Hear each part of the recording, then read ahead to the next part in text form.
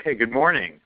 I'm Adam Metz from PandaDoc, and before we get started, I wanted to remind all of you what to do if the screen share on your Maestro conference begins to look funky or weird to you. So it's very simple. All you need to do is just refresh your browser, and that doesn't matter whether you're using Chrome, Firefox, or Internet Explorer. So if you have any issues with the screen, just refresh your browser real quick. And I'll also be in the chat on the side there. And if you perhaps do not want to see the chat, all you need to do there is X out of the chat window in the top right-hand corner there. So chat is totally optional. There's hundreds of folks on the line this morning. And if you've been wondering what it takes to be successful in today's changing sales world, you're going to want to listen up. And we'll be recording this too, just in case you have a friend that would like to hear it or a colleague. Jill Konrath, our speaker today, has some ideas that are going to change your thinking, literally. She's an internationally recognized sales strategist, and she's a best-selling author of Snap Selling and Selling to Big Companies. And I'm actually looking at a copy of her book, Agile Selling, the brand new one. And today she's here to talk about strategies from that book. It's her newest book, Agile Selling. It came out about 2 months ago, and it immediately soared to the #1 sales book spot on Amazon. And as a little background, Jill's been featured on ABC News, Fox, Forbes, Fortune, Entrepreneur, New York Times, and dozens of other publications. Everywhere you look, you see her name these days. I actually see people reading her books on airplanes all the time. And there's a good reason for it. She's on the front edge of what it takes to be successful today with fresh strategies that are going to help you stay at the top of your game. So Jill, thanks for being here today, and I will now turn it over to Jill Konrath. Well, thanks, Adam. Thanks for having me. And Adam, I just want to say that one of my fantasies in life is to see somebody reading one of my books on an airplane. And as of yet, I haven't seen it. So you and I are going to have to switch some flights because I really, really want to see what you're seeing. So for those of you who are here today, we're here to talk about quick start strategies for overnight sales success. I know that if you are here right now, it is because you are involved in something new. Because that's how we advertise this session, is for people who are going through something new. Some of you may be in a new sales position. Some of you may be selling new products and services. You're excited because your company has just come out with some really sweet technology or some services that filled some gaps that you had in your product offering. You might be new in sales, and you might be even have a new promotion where you're going after new markets or new customer types. But whatever it is, the excitement of new is really, really fun. But it also comes at a price, and that's what I want to talk about next. The reality of it is, what we deal with is a tsunami of information when things are new. Anytime you're involved in something new, it's oftentimes overwhelming what you have to deal with. You have information coming at you from every direction, or you just know that there's so much to learn, and you honestly don't know where to start, but you know that it's a ton. So say you've taken that new sales position, and you have to go in and you have to learn new systems in the company. They have different ways of doing things. Their CRM is different. Their ordering thing is different. Their configuration, their pricing, and all that surrounding. You have to learn it all. And sometimes you may be just given a ton of information in the company and told to dig in. Sometimes you may be lucky and have some training programs, but it still doesn't cover everything that you need to know. And sometimes you may be not so lucky and have to do it all yourself. But the reality of it is, every one of us can succeed in a new position if we know what to do. Because I want to tell you how I discovered what I'm going to be talking about today, how to get up to speed quickly in a new sales position, selling new products and services, or anything else that might be new. My background, for those of you who don't know me, I started with Xerox, moved into technology sales, and then moved into services sales before I started my own consultancy. The reason I started my own consulting business was because there was a gap that I saw in working with all the companies I'd been with, and it was really related to new product launch. And every company I was working with virtually would come out with a new product and service, and then they'd throw it over the wall to the salespeople and say, here you guys go, here's everything you need to sell it, and they'd give you, literature. They might tell you about the product and service, or, have some big meeting where they did a lot of hoo-ha, but they just threw it over the wall to salespeople. And what I saw was that it was taking salespeople so much longer to ramp up with the new product launch than it was necessary. And it was all because the process wasn't done right. And so I actually built a consultancy around product launches, and for many, many years I was working with 10 to 12 companies a year on product launches, selling to new markets, new clients, new industries, new products, new services. Everything was new. And what I had to do in order to be successful is I had to figure out how to do it fast. Because my job with the product launch was to take this new product and then work with the salespeople so that they would know what they had to do in order to be successful. So I became a rapid learner, and I realized in the process that there was a methodology to learning that most people had no idea even existed. They just meandered through everything that they had to know and hoped that it would stick, or thought maybe perhaps osmosis was the key to doing it. Just being around the smart people would make a difference. But that's not true. One of the first things that I found out in working on all these new product launches, and by the way, I probably have sold, because of the work I did, I probably sold more different products to different industries than anybody else in their entire career. And I realized that the brain had limitations. Now, I'm talking about my brain initially, but neuroscience has shown that it's not just me, that it's a human condition, that our brain really truly does have limitations. It's only capable of doing so many things at once. It's only capable of remembering in certain ways. And if we don't understand our brain and how it's functioning, we are actually making it much, much harder for ourselves. And so what I'm going to be showing you and some of the strategies really relate to brain functionality. And the first one we're going to talk about is really about the inability of the brain to remember it all. Anytime you're new, you have so much to learn. And one of the first strategies that you really need to embrace when you're new is to stop keeping things in your head. It doesn't work, because here's what's happening. The brain, again, with all this stuff that you're being immersed in, is trying to hold on to all of it. And what it does is it actually slows down your retention if it's all swirling around. It's like the brain is saying, remember this, remember that, remember this, don't forget this. And then what you're focusing on right now doesn't get the attention it actually needs. And it makes it much, much harder to remember it 2 weeks from now, much less later on in that afternoon. So one of the first strategies that you have to remember is never to try to remember anything. You need to set up a system, whether it's on paper, whether it's online, whether it's through mind mapping or whatever, where you dump things out of your brain and you only focus your brain on learning what you have to learn now so that you can learn it rapidly.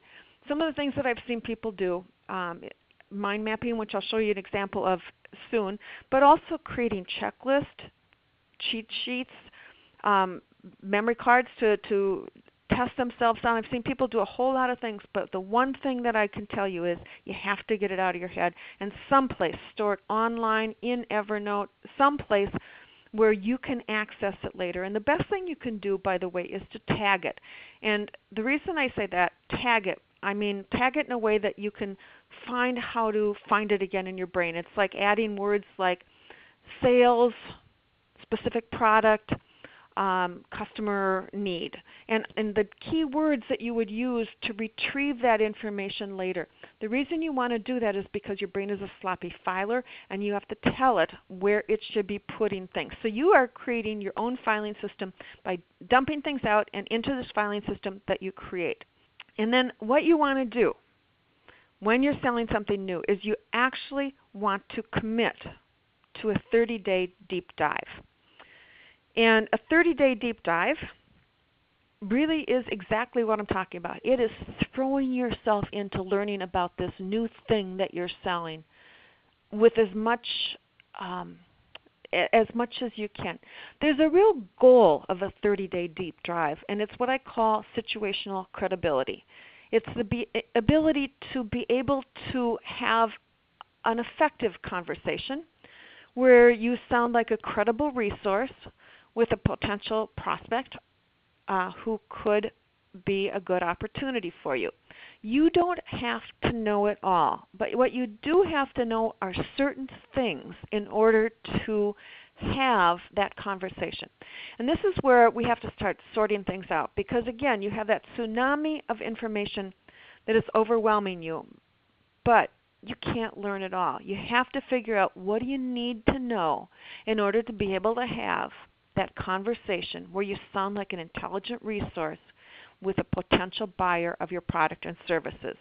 The first thing that you actually need to do then is to chunk things out. And in the next slide, we will see the chunking strategy. And I've got a mind map here. And hi, Michael, I can see your photo. You want to turn it off so we can all look at the mind map?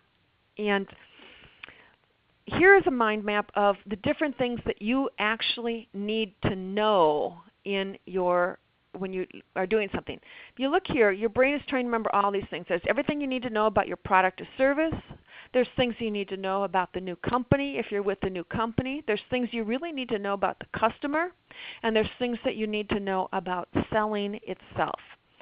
All of these are things that you need to know when there is something's new. But if you come with a deep background, you'll have less to learn. But for those of you who are new to the game or new in this company, you have a huge task in front of you. So start chunking out your learning and saying, okay, here's what I need to know. Now I have to dig into some of these. Again, it's a lot. So what we want to do is go to the next slide because I think that's really crucial. This is overwhelming. We're trying to get rid of the overwhelming feeling. The key is sequencing. In sequencing, we have to say, of all this information that's available that I have to learn about, what do I need to know now? Because some things you don't need to know now.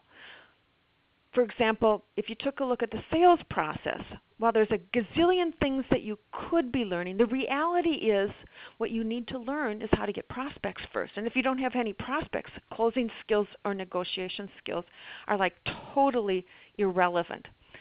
What you need to learn first in anything that you're studying right now is you need to learn, whoa, we're going way back. We want to go, in the sequence thing, we want to go to the thing that you really need to focus on first, and that is on the next slide.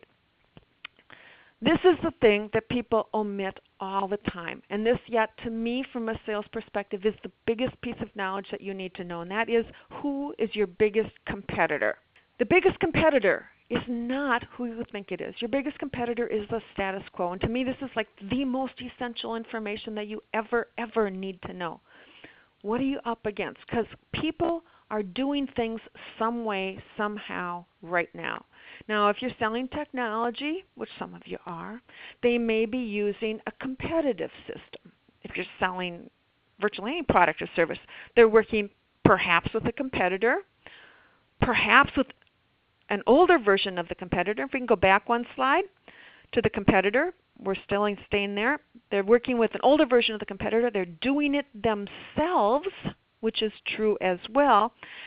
And there's so many things we need to know about that because your job is to get them to switch. And getting people to switch from the status quo is the hardest thing in the world. It's much harder than beating a competitor. So you need to know, what are they currently doing right now? What are the upsides and downsides to it? What can't they do that they might want to do? What issues is it causing in their business right now? Where are they having problems? You need to immerse yourself in the status quo because it's how you're going to get people to change, and your knowledge there is crucial. And I want to delve into that as well because, again, this is a gap that I see in virtually every organization that I'm working with, is a lack of good customer insights. People don't study their customers enough. Now, I just talked about the status quo, and that's what your customers are doing without your product and service. And by the way, they're getting along fine without you. They're just doing it some other way.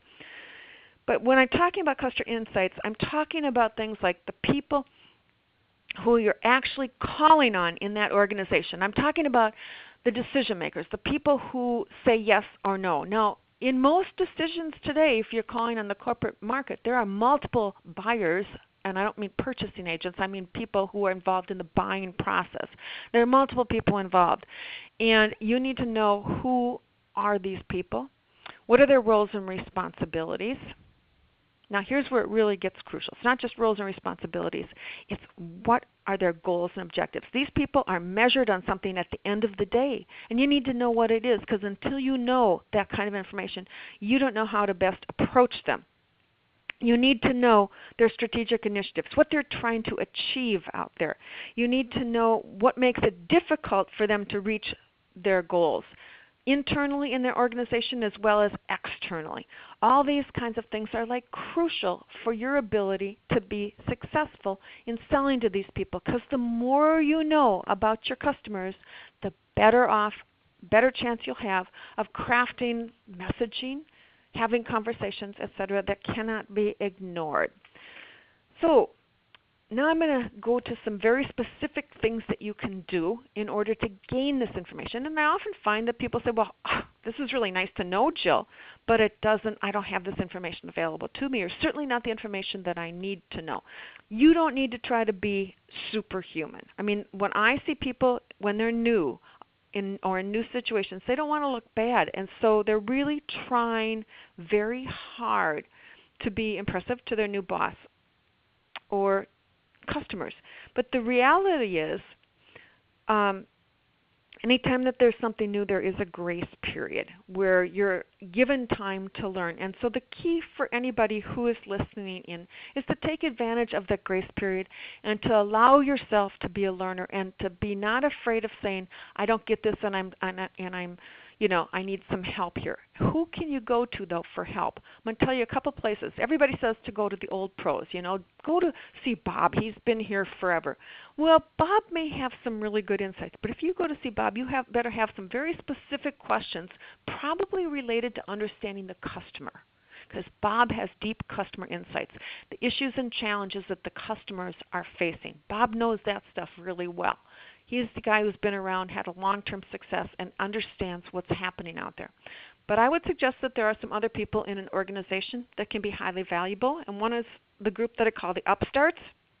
And the upstarts are people who have been hired in the last year or two, and they're doing well. These are people who have come in and jumped in and had fairly rapid success. These people know what it takes to sell in today's buying environment, or today's busy environment, whereas Bob may know, but Bob may have the best customers in the world and may not understand what it takes to build an entirely new portfolio or to get a whole new base of customers. So you need to go after the upstarts who could learn. There are also people in your organization who are customer-facing, like technical people, customer support people who may have some really good insight into your customers or their current situation, the status quo, than you might have. And finally, don't forget, you have customers. You have people who are using your information or your technology or your services. And I've often found the best people to talk to are customers who've switched to your company's products or services within the last 6 months, because they're able to compare you with the status quo. They know what it was like using another vendor, using the older system, doing it themselves versus using what you bring to the table. So they're often incredible resources. So go out and have conversations, because the key for you to being successful is to really understand your customer, because it's not about pitching your products. It's about having conversations with individuals who work in an environment where there's a status quo and are looking to achieve goals. This is why I'm grounding you here, because this is what's essential. It's what's missing in just about any time people are doing anything new. They rush out and say, here's our pitch and tell them about this, but they don't focus in on what makes people change from what they're doing. I'd like to say that there are some things that you can do to make this job of learning much easier for yourself. And the first thing I'd suggest here is that you focus on connecting what you're learning with what you already know. For those of you who have been in other sales jobs, how is this new company, how is this new buyer similar to the kind of people that you've worked with before? For those of you who happen to be learning new technology, a lot of people I work with right now are looking at LinkedIn. They're going, I just kind of don't get it. Some are dabbling with it a little. Some are really, really making great use out of it. But the key to being successful with LinkedIn is not getting panicked by the technology, but seeing how it really connects with what you've done in the past and how you've reached out and worked and networked with people in previously before this technology existed. So the key to learning new information is to root it in something that's similar to what you've done before. And the more you can stop and do that, the better off you'll be. Let's take a look at the next slide now, because this to me now gets into the exciting part. What we have done is we have immersed you on a 30-day immersion process where you have done a deep dive in understanding your customer. What is their status quo? How are they currently doing things? What are their issues and concerns? Who are these buyers? What's going on in their world? What initiatives do they have? Now we know what matters to them. And if you're new and you know what matters to people, then you're still able to have that conversation with them. But it only comes because you understand what difference that you can make. So what you do then is you take that good information that you've uncovered and you start turning it into value propositions, into messaging, into questions, and into presentations. For those of you who aren't familiar with the term value proposition, it's a clear statement of the business outcomes that somebody gets from using your product or service.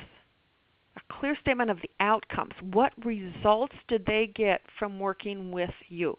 Now, if you understand the results that people got from working with you, the success stories, the use cases, then you can craft messaging that, whether it's an email message or a voicemail message, that really hones in on what that VP of sales is interested in, if that's your primary or one of your primary buyers, or that really focuses in on what's relevant and helpful to the director of HR.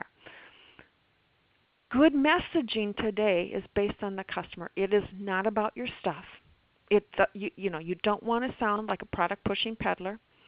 What you want to sound like is an intelligent, credible resource. And again, we've talked about establishing situational credibility, which means you have to know this stuff.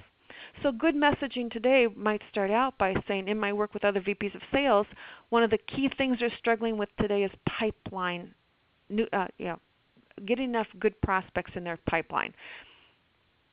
Or I see that in the paper. I noticed that your company is going through a recent acquisition, and one of the big challenges that causes for systems, people with systems, is X. You're showing that you're a credible resource. You've immersed yourself in what's happening. You've come up with messaging that immediately jumps in and shows that you're not pushing anything, that you don't want to sell them anything, but instead you want to have a conversation with them about something that is relevant to their business right now, that ties into their goals and objectives, that helps them eliminate the issues that may be facing. And that, when they get messages like that, they're so different. Most people sit with their finger on the delete button and are on their phone and on email, and the average email delete takes place within 2.7 seconds. So that's how long people are actually. That's how long it actually takes people to make that decision if they're going to delete somebody or listen to them. That's not very long, and on the phone it's maybe 5 to 7 seconds as people listen to one sentence at a time. So we need to craft that messaging that is relevant, and it has to be short and sweet and tight and get right to the point.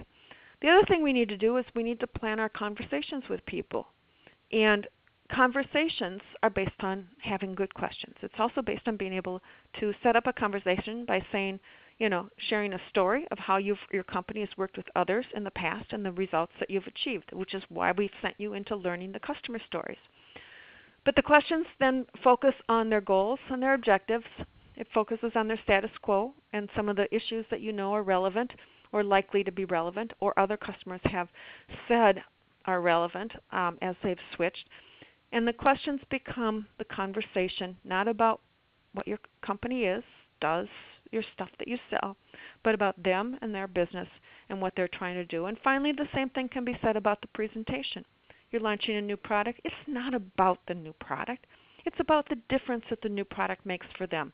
And that's why we had to send you into that 30-day deep dive to really become an expert on your customer at that particular in that particular zone, in an area where you can have an impact. So these are how it all pulls together. But it's all crucial on you stepping in and learning fast. Learning isn't just about putting stuff in your head. Learning is also about delivery and practicing as a salesperson. Do not ever, ever, ever think that you can just wing it. You can't, especially when you're learning something new. New is the worst. Our mouth becomes mush mouth, and we try to explain things to people, and it just always comes out wrong.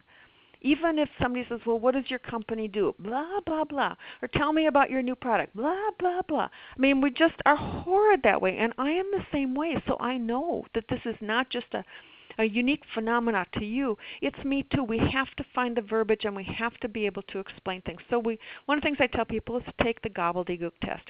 Go ahead and say this stuff till you can say it so it sounds pretty decent, or you think it does. And then you have to go test it on other people. You, me, all of us, we can't hear ourselves, so we need to bounce it off somebody else who can listen as if they were the customer. As if they were the customer. Same thing with messaging. You need to send out messaging, leave phone calls, but you need to have them heard by somebody else who can give you feedback in terms of how effective it is. Did it make them want to listen, or would they have deleted you? And then when it goes to meetings and conversations, you need to role play that too. And anybody who thinks that not doing that, they hate role playing, the truth of the matter is I hate role playing too, but I hate role playing in front of a customer even worse, because I am blowing an opportunity then. And I hope you understand that practicing is the only way that you'll get better. And finally, I'd like to close by just saying a few other things. To me, this is the other thing that ties in with your learning, and that is really about your time. We've given you 30 days to do the deep dive, to establish that credibility, but 30 days is not nearly sufficient overall. But during that 30 days, we want to make sure that you're able to get as much into that brain as possible, to learn as many skills as possible. And what you need to do is realize that you cannot jump back and forth between activities. So if you're going to be spending time learning, you need to block off some learning time where nothing else goes on. And I mean nothing else, like not checking email. It's crucial, you guys. By jumping back and forth between activities, it takes you 20 to 40% longer to learn things. That's huge, 20 to 40% longer. So if you want to be a rookie for as long as possible, that just jump back and forth. It's going to take you that much longer.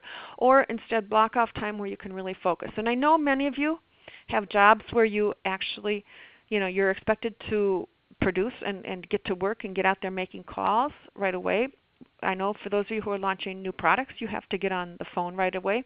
But do take some time to stop and think before you do this, because otherwise you will flunk the gobbledygook test. You won't be doing and saying what's right. And spend time alone. Away from others where you can't be stimulated by anything else. We all have a shiny object syndrome.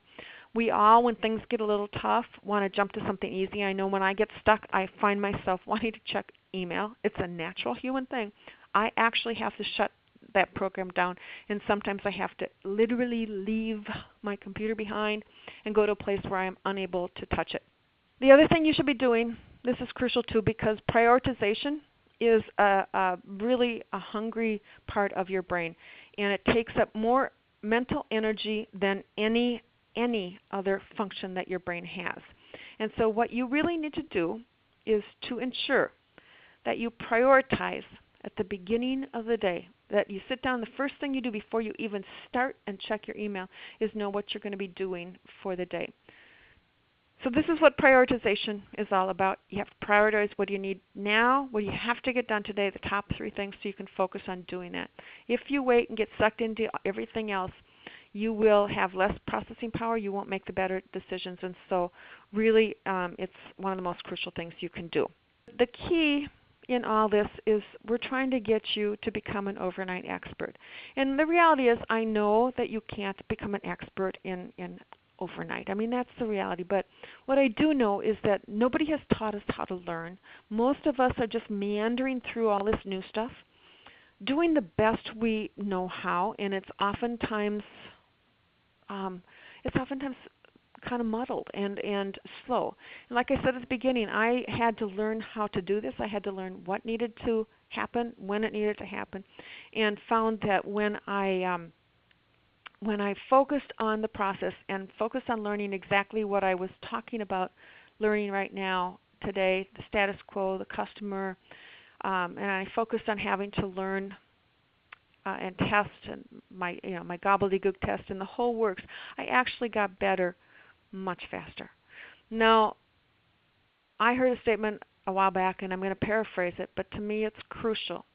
And it basically said the secret to long-term success is short-term success. And I truly believe that. That's why everything I do is focused on helping people get good fast. You know, the key to long-term success is short-term success, and that's because if you get good fast, you will expedite everything else. But if you are slow in getting good, you will start doubting yourself, or you'll start doubting your company's product and services. You'll start doubting the job that you're in. You'll start doubting everything, and pretty soon you'll be looking elsewhere to try to find something else that might be easier for you to tackle. But the key is to really throw yourself in and become the learner and learn the process. From PandaDoc, guys and gals, just saying good morning to all the people in the States, good afternoon to the folks in Europe, and good evening to everyone in Asia and overseas. If we could go to the next slide for a second, just wanted to show you a little something that Sajad, my colleague at PandaDoc, put together. Essentially, if you'd like to start saving a little bit of time in your day-to-day while you're selling, one way to do that is to spend a lot less time working on the sales busy work, things like proposals, quotes, things like that. And so for anyone who's on this webinar today, we actually have a special link for you at PandaDoc. And so let me pull that up right now. So to get to it, you just go to the PandaDoc website, and then there's a special promotion actually for any of Jill's readers or webinar attendees. It's really easy. You just go to pandadoc.com/Jill Konrath. Again, it's pandadoc.com/Jill Konrath. And there's basically a $50 gift card sitting on that page. It's really neat. And so that will let you take care of all your electronic document signatures and even things like a PowerPoint. If you want to send that to a client to see if they're liking what your company is selling, you're going to get some really great document analytics on it, and you'll see what slides they liked, what slides they didn't really look at, that kind of thing. So feel free to spend a couple of months playing with PandaDoc, totally on the house, courtesy of Jill. Again, it's pandadoc.com/Jill Konrath. And now back to you, Jill, for Q&A. All right, and if we can go to the last slide, we'll just take a few questions from people from the audience. And I believe that if you raise your hand, you actually get to ask a question live on the phone. It's not like you type in a question. But I want to get to that last page, which has the questions on it. So if any of you have any questions that you'd like to ask based on what we talk about today, I am here, and we'll be here for another 10 minutes answering your questions. I do want to say, before the questions come in, that everything we talked about today is featured in my new book called Agile Selling. You can download a preview of the book at agileSellingBook.com. You just go there and you can download the first few chapters and to actually see what this whole thing is about. I truly believe that it's crucial that we focus on learning today. It's not, like I said earlier, it's not something we've talked about. It's certainly not something that we learned in school, where our key to success was remembering when the War of 1812 was fought in and be able to answer that on a test, and to be able to say who was buried in Grant's tomb. That's how our school taught us. In sales today, we need to be smarter, and we need to actually be rapid learners in control of our destiny, because all that makes a huge difference. So do we have anybody who's raised their hand and wants to ask me a question? So if you do want to raise your hand, it's pretty easy. There's two ways to do it. If you're looking in the web interface, you can just go to the very top of the web interface to raise your hand, or the other way to do it, and that button is on the top left-hand corner there. It's right next to where it says chat. And if you're on your telephone, generally you can press the 1 button on your phone, and that will also raise your hand to see if you have a question. And Aubrey from the Maestro Conference team will help. Will unmute your microphone, and then you can ask Jill.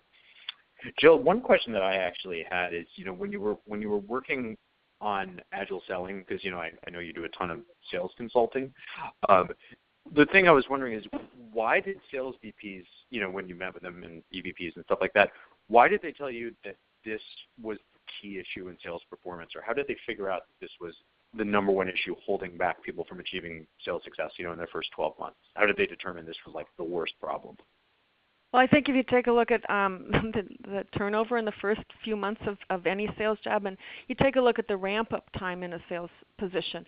I was just reading some statistics recently that showed that 50% of the companies out there have a ramp-up time of 10 months or longer, and what they wanted to do is get their people productive in a much shorter period of time.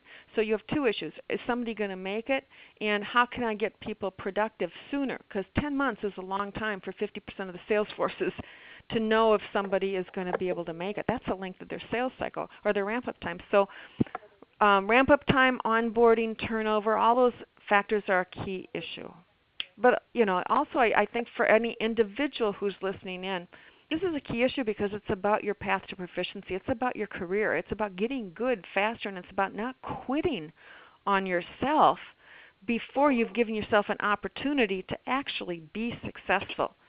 I mean, everything I write is for individuals, and it's really good if it benefits companies, but I write for individuals who are in charge of their own learning, who are in charge of their own development, and whose success depends on their taking the bull by the horns and running with it. And that's really what Agile selling is all about.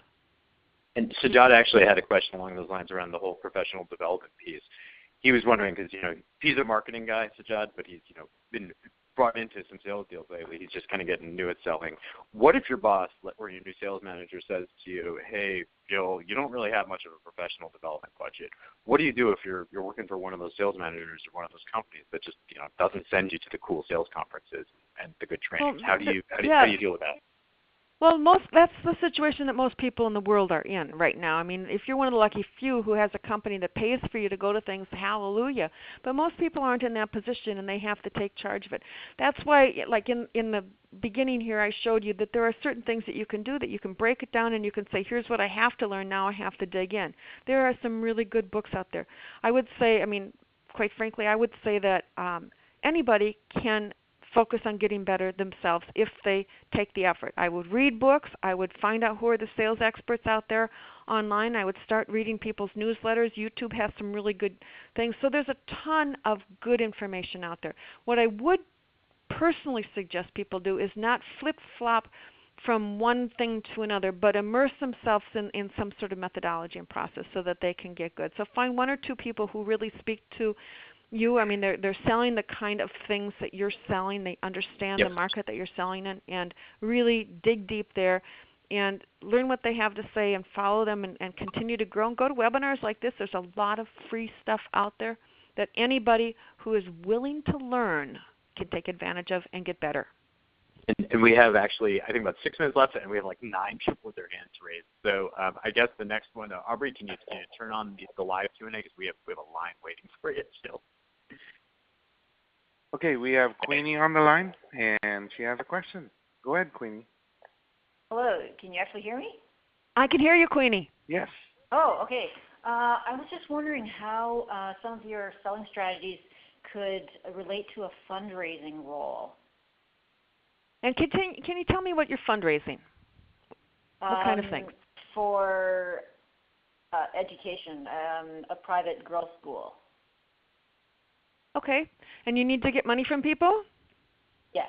Or you need to get people to donate money for a cause, correct? Yes. Yes. All right, let me just say a couple things. What's in it for them? I mean, stop and think. These are people, why would they want to donate? What value would they get from personally donating? You need to step into your potential donors' shoes and say what's in it for them and why would they want to. You might want to talk to people who have donated in the past and found out, what it was that made them want to become a part of it. I think one of the key things in selling anything is to understand stories, and if you can personalize things.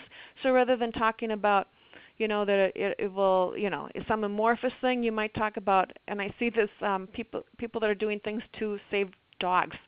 They show pictures of real dogs, or they tell a story about one person who is really sick and needs help. So you can focus in on something like that. The other thing I would strongly suggest is I talked about practice. And I don't think people who are in fundraising really think about practicing, but it's really essential that you role play what you're doing and you test out your messaging and you think about everything that you do is I need to test it to figure out what way is working. And whenever you're doing testing, I would suggest that you sit in the shoe of the buyer, the donor in your case, and say, if I received this message, would I open it if I had 100 other messages there? If I received this phone call and got this message, would I call somebody back? If somebody said this to me on the phone, would I continue listening, or would I promptly say, thanks, but we already give to the Red Cross? So you need to kind of constantly be testing and being serious about this. It's not just that we're doing it. It's like we're doing it because we have a goal and we need to get good at it. We need to figure out what's working. Hopefully that helps, gives you some ideas. Yes, that's perfect. Thank you. Yes. Anybody else who's got a question out there? Are we just like 5 more, right? I just want to make sure we get everybody in. Okay, we've got Michael Craig. Sure. Michael, are you Go there? ahead, Michael. Yes, I am there.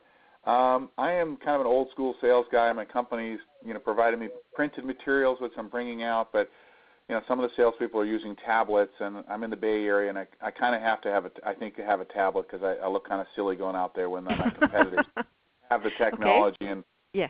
But I'm not Mac savvy, and I'm trying to figure out what's a good technology to start with for somebody who's not into Mac. But I've used PC for years, and I have no PowerPoint. But I got to go out there and show the mobile app that we have. I got to be able to show a presentation, I think, on a tablet. Do you have any recommendations for somebody who wants to learn fast, and what's a good technology for a tablet to bring out in the sales appointment? Can I just ask a couple questions? Sure. Are there any other guys in your own company who are doing this? Yeah, they are. These are people, they're all out of state. There isn't anybody, they're out there in the field most of the time, so it's hard to get some of these guys to chat. But, they're all Apple people, so I'm not an Apple. So I got to find somebody who's not an Apple or not a Mac that can talk to me about maybe using PC tablet, because my guys are Apple people, and I've tried to use one, and it's not user friendly to me for whatever reason. But so I need somebody who is used to using a tablet that's not an Apple. Okay. There's a couple things here, and one of them is you're throwing up, I don't understand the Apple thing. And believe me, I am a non-tech person myself, so I totally get the factor, okay? Like, I don't get it. And my husband shows me his PC, and I do that to him, okay? So I totally get what you're saying. And let me just say that you could probably, if you sat down side by side with somebody for about an hour, hour and a half, you could probably get it all figured out. But you got to know what you want to learn from them. That you have an app for your company. Is that what I understand? There's a mobile app, and and they can go to. I want to show them our website when I'm out in the field as well. So I need to have a device that I can have Wi-Fi and all that good stuff. Yeah. Yeah. Well, I would actually look at what your guys currently in your company are doing, and I would have them walk you through it as much as possible. Yeah. And whatever you can. Because they're already doing stuff, huh? It's unfortunately there's nobody. I am the one guy representing the Bay Area. My closest person would be in L.A. So there really isn't anybody local that I could sit next to. No, but what you can do is you can sit with them, and you could get on a live meeting, like with GoToMeeting. You could sometimes do live meetings, or with Skype if you know any of that, and you can have them walk you through and say, here, look, go here. What we want to do is have somebody walk you through it, if at all possible, so you don't have to look at it and stare at it. And you do need somebody to walk you through it, but I would do what your other colleagues are doing so you can refer and work with them in the future about where it's going, as opposed to doing something over there. I would really suggest that you go in with what the other guys are doing in your company. You probably didn't want to hear that. There isn't any uniformity. My direct report is using PC, but some of the salespeople are using Mac, so there isn't any really company policy. It's whatever you like to use type of thing. Oh, okay. Well, then I don't know where your best resource is, and I think it's really a function of you choosing one thing and then throwing yourself in and committing the time. That's where you're going to have the hard thing, because you don't want to do it. You hate it, right? So you're going to have to throw yourself in, and you're going to have to say, God dang it, I'm going to have to sit down, and I'm not leaving. I'm blocking off this afternoon. I'm going to work on this stuff this afternoon. So you literally are going to have to block off some time and force yourself to do it. And let me tell you, it does get better over time. But you may end up taking 5 to 10 hours to get some of the basic stuff done, but it does get better over time. But you have to block off the time, because you will think of every other reason in the world, everything else that needs to get done except that, right? Yeah, I like the Skype idea. I can do the Skype, so that's a good idea. I hadn't thought of that. Yeah, you can hold things up in front of there and show each other and do this and that. There's a lot you can do. So figure out how to do it, but block time on your calendar and make it so you have to sit down and learn it, because you won't learn it otherwise. All righty. Thank you. You're welcome. And do we have time for one more, Jill? Or are we? Yes, I will kick one more butt. All right, one more butt. We have Becky on the line. Becky? Okay, we got Becky on the line now. I'm here. Can you hear me? I can, Becky. Okay. My question is, on LinkedIn, what is a great question to ask a variety of people who work in the same profession when you're trying to find out more clearly what their needs are? Like in a group? Yeah, so my target market are therapists who treat people with eating disorders. Okay. Because I want to help the mothers of their clients. And I want to know what kind of problems the mothers of their clients give them. So why don't you ask that question? That's good. But I would ask it in LinkedIn. I mean, just you could say, I work with mothers and of these people, and I'm really curious. What are the big questions and concerns that you have here from the mothers? Okay, because awesome. I want to help them better. Just ask the question. And are you in a LinkedIn group where it's composed of all those people? Yes. Okay, well that's perfect. And join a couple other groups too. You'll find more. Also think of posting other questions that you'd like to ask too, because I really have found that LinkedIn groups are a great place to get some insights into people that you wouldn't normally get if you were talking to them in person. And you can get answers from people in other parts of the world, and they don't care because they know you're not going to call them, so they're truthful and they're insightful. Wonderful. Thanks so much. You're welcome. Well, Adam, I think that about does it, doesn't it? We've kind of hit our time limit here. Yeah, that's about as many butts as we can kick in 48 minutes. So I think we'll probably have to do this again soon. And also remember, if anyone has a question that we didn't get answered right away on the webinar, let's definitely tweet it up. We're going to be on Twitter for the rest of the day. I'm The Metz and PandaDoc. And Jill, what's your Twitter handle? At Jill Konrath. Okay, so if there's anything you missed, come get us there. And, of course, if you'd like to take advantage of the PandaDoc Jill Konrath offer, just pandadoc.com/Jill Konrath. Jill, any parting words? No, I just really want people to take charge of their own learning. I mean, if you're here, you're doing something new, you want to learn something new, take charge of it. Don't just meander around hoping that you'll learn this stuff. I mean, figure out how to learn so you can get through this awkward period as quickly as humanly possible. And the more you take charge of your learning, the faster you'll get through it. Awesome. Thanks for coming and joining us today. And pick up Jill's new book, Agile Selling, on Amazon. I read it in about one day, so enjoy. See you all soon.